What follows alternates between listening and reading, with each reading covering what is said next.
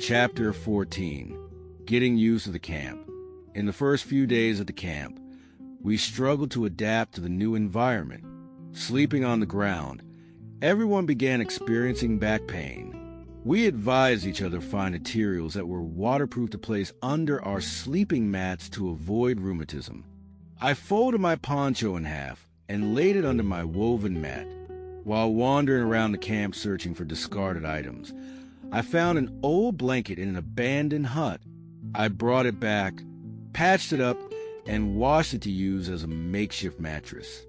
The fabric from sandbags we collected was used to repair clothing, mosquito nets, and other items.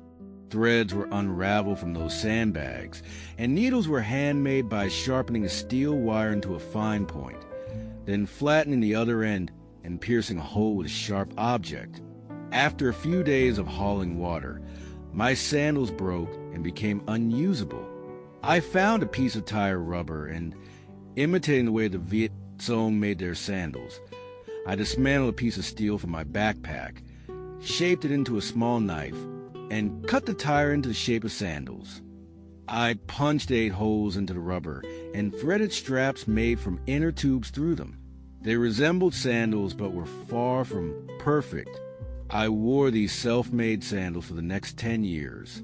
Others saw what I did and followed suit, producing similar sandals to trade with fellow inmates for other items. The search for necessary materials for life in the camp became increasingly common. Initially, only younger inmates engaged in such searches, but it soon spread to everyone in the camp. Although the camp had previously been an orphanage and later a shelter for refugees, stocked with supplies from humanitarian aid, particularly from the United States, materials became scarcer over time. Some inmates began slipping out of the camp's fences to scavenge, but no one had yet attempted an escape. Everyone still clung to the hope of being re-educated within a month. To address the need for sanitation, especially for women, we requested permission from the camp management to build 2 restrooms. We dismantled 2 tents, using the wood and tin as construction materials. We dug large pits at the far corners of the camp's fence and constructed 2 temporary latrines, each with 10 toilet holes. They were more like outhouses. Without toilet paper, inmates used whatever they could find to clean themselves, even water. We managed to build 2 latrines, one for men and one for women, but they quickly became filthy and swarmed with maggots. Sprinkling ash on them daily didn't help much. Infectious diseases began to spread throughout the camp, particularly diarrhea and scabies. A makeshift infirmary was set up, staffed by several doctors, including Van Qua, a former mayor of Saigon. However, the lack of medicine was a significant issue, as we only had what we had brought with us. Inmates began using plants and herbs to treat illnesses. Guava leaves were boiled to treat diarrhea when ingested and to combat scabies when used as bathwater. Other types of grass were used to treat edema. Dr. Van Qua became an acupuncturist. People joked by twisting a Vietnamese proverb into "hungry, eat vegetables, sick, overcome it, instead of take medicine." Some even quipped that the best cures were Axillin and Sikisi instead of penicillin and Apisi, Sikisi referring to Viet Cong rifles. I felt this humor reflected the Vietnamese people's resilience, even in such tragic circumstances. Growing sweet potatoes was the first project we undertook to improve our lives in the camp. However, we had no seeds except for a few potato vines we found in an abandoned field near the camp, once cultivated as farmland during the orphanage's time. From a few vines, we propagated more, gradually expanding from small plots to most of the camp's grounds. The primary challenge was water for irrigation. We dug small holes near the bathing areas and created channels to direct water to the fields. Sweet potatoes were added to our breakfast, and the leaves served as a vegetable. This unexpectedly became our first lesson in improving meals through labor. Each morning, Inmates were required to attend lessons in the main hall to study 10 ideological topics. After a few days, everyone became bored with the officials' repetitive lectures. I realized they had been indoctrinated with these lessons to the point of becoming parrots, as every one of them spoke in the same manner. The things we heard from High Con in the first session were repeated over and over in subsequent lessons. We were not allowed to ask questions that challenged the party's and state's policies and ideology. For example, when studying the history of human development, they taught that humanity progressed from primitive communism through the stages of slavery, feudalism, capitalism, socialism, and ultimately reached the highest stage of human evolution, communism.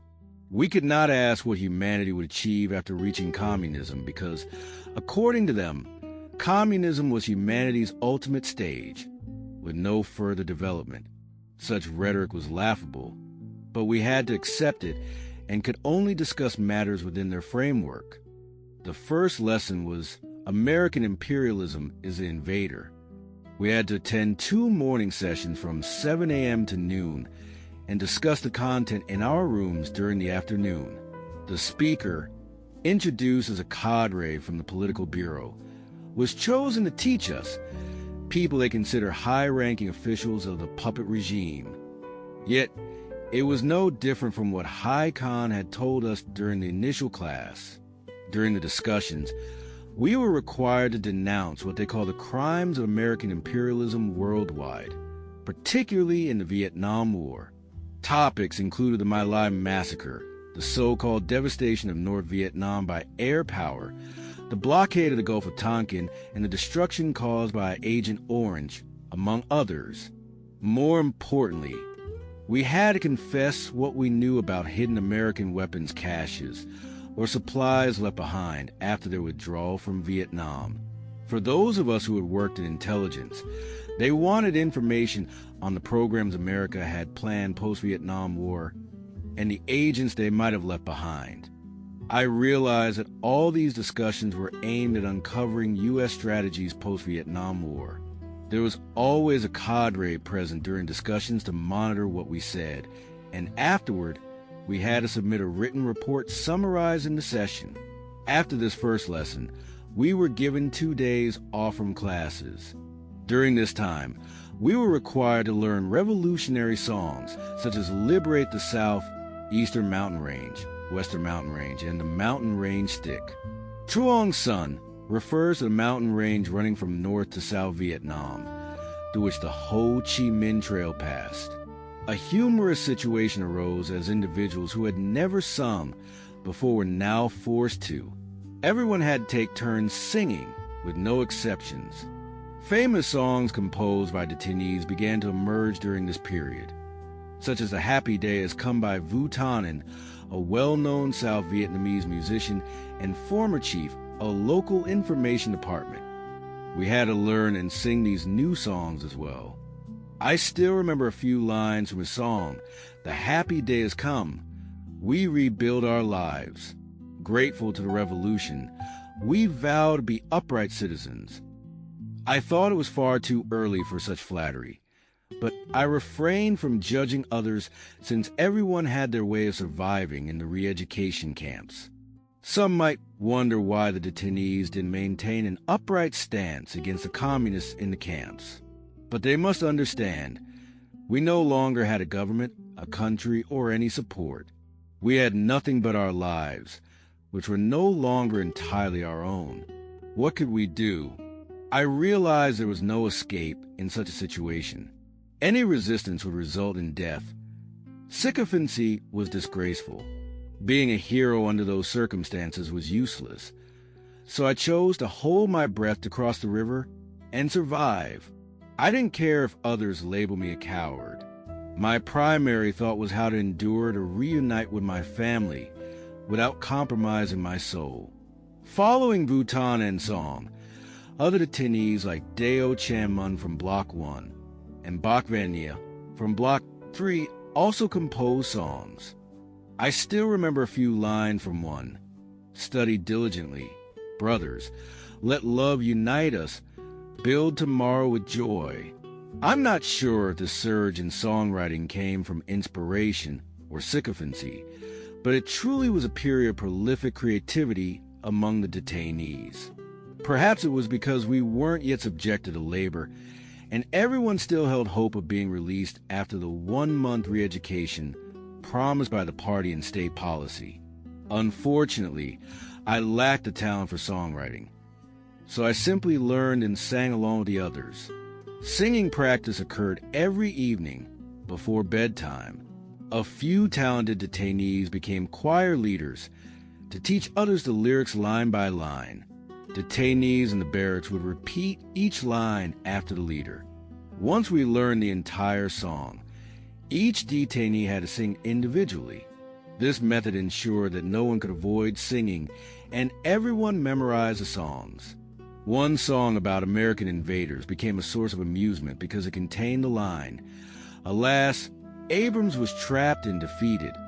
At the time, we were often served a soup made from pumpkin and peanuts, and detainees jokingly called it Abrams soup. No matter how grim the situation, we Vietnamese always found ways to bring humor to it. The General Abrams, referred to in the song, was an American who had the idea of creating a strategic barrier to prevent the communists from advancing southward. After 2 days of revolutionary singing lessons, the camp authorities mandated that this practice continue for the rest of our time at the Long Ton re-education camp. I can't recall how many songs we were forced to memorize during this period. A few I still remember include Saigon Uprising, Eastern Vamco River, and As If Uncle Ho Were Present on Our Joyful Day of Victory.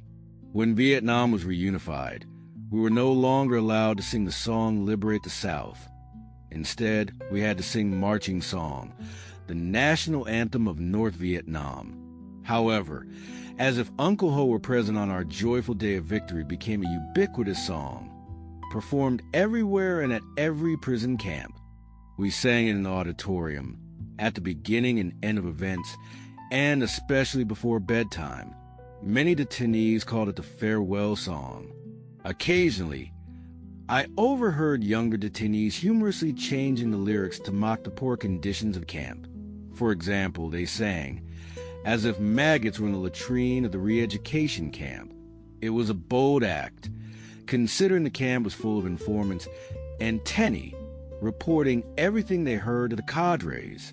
We had been warned that speaking ill of Ho Chi Minh was a grave offense. The song Voluntary, composed by a Southern student, was the only Southern origin song we were allowed to sing during this time. We were somewhat surprised, as most of us had known this song during the days when Saigon students took to the streets calling for peace in Vietnam. I still remember the lyrics. "If I were a bird, I would be a white dove. If I were a flower, I would be a sunflower. If I were a cloud, I would be a warm cloud. If I were a person, I would die for my homeland." One cadre explained that the lyrics were from a poem by Ho Chi Minh.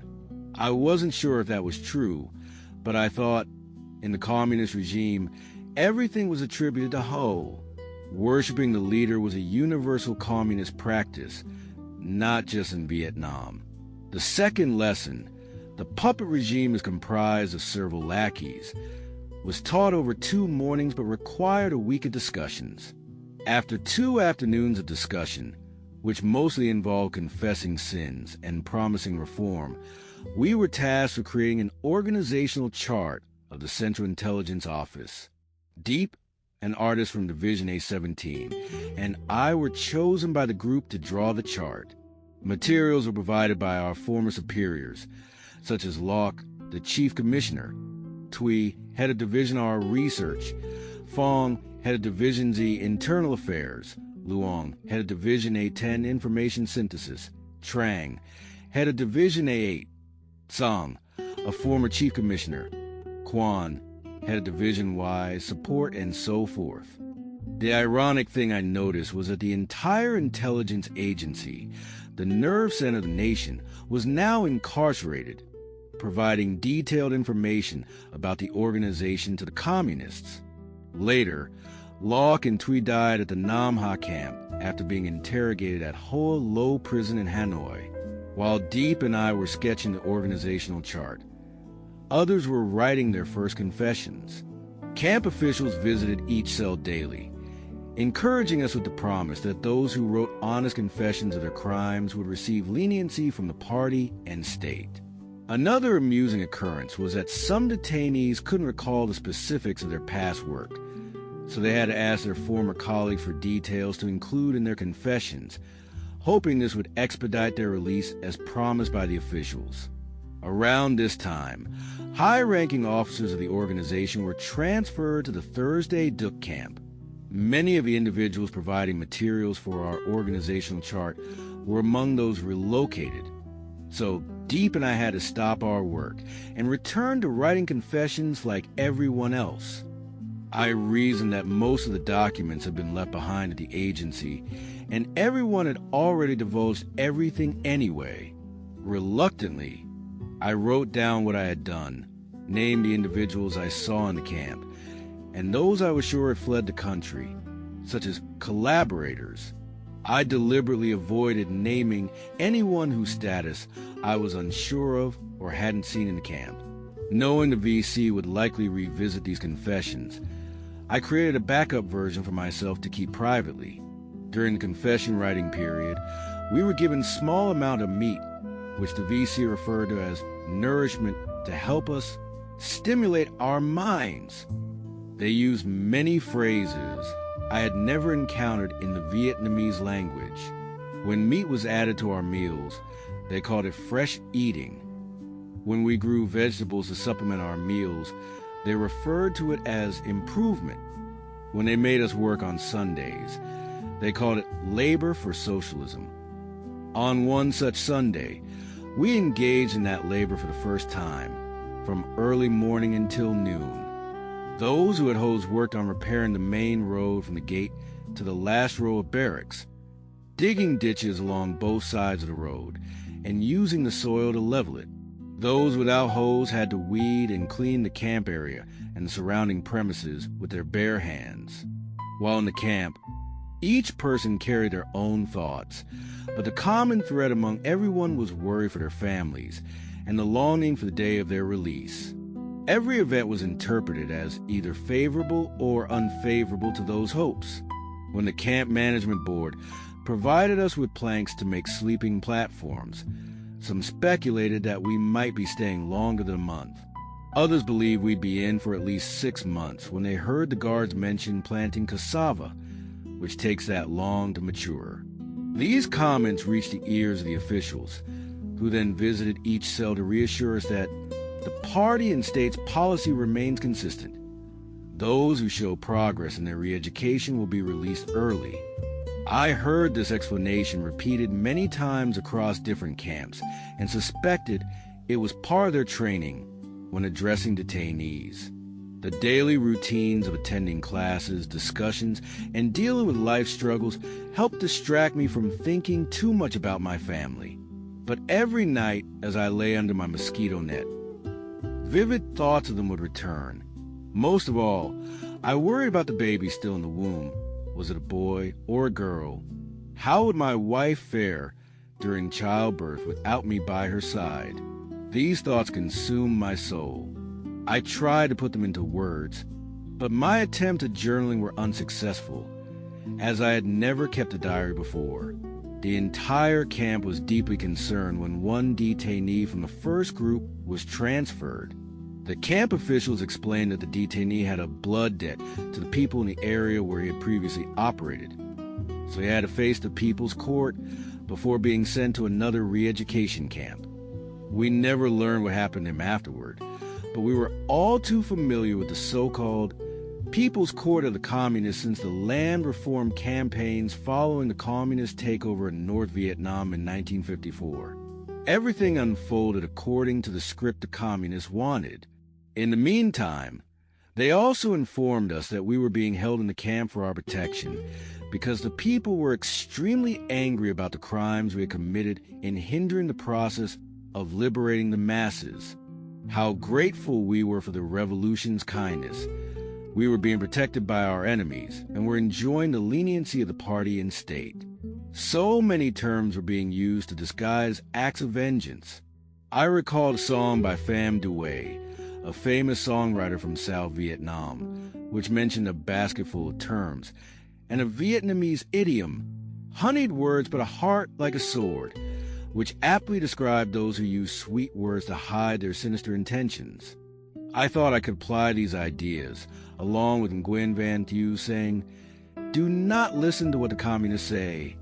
Instead, look closely at what they do," as a guiding principle for my life in the re-education camp in the coming days. The experience of living in the camp came to me step by step. I did not know if I would survive until the day I was released, but I resolved to try my utmost.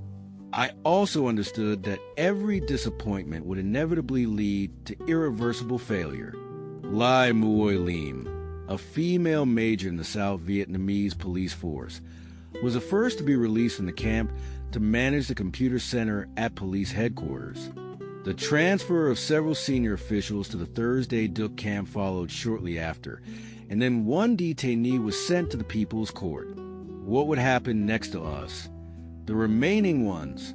We all lived in a state of anxiety, but there was nothing we could do except wait for things to unfold in ways we could not resist.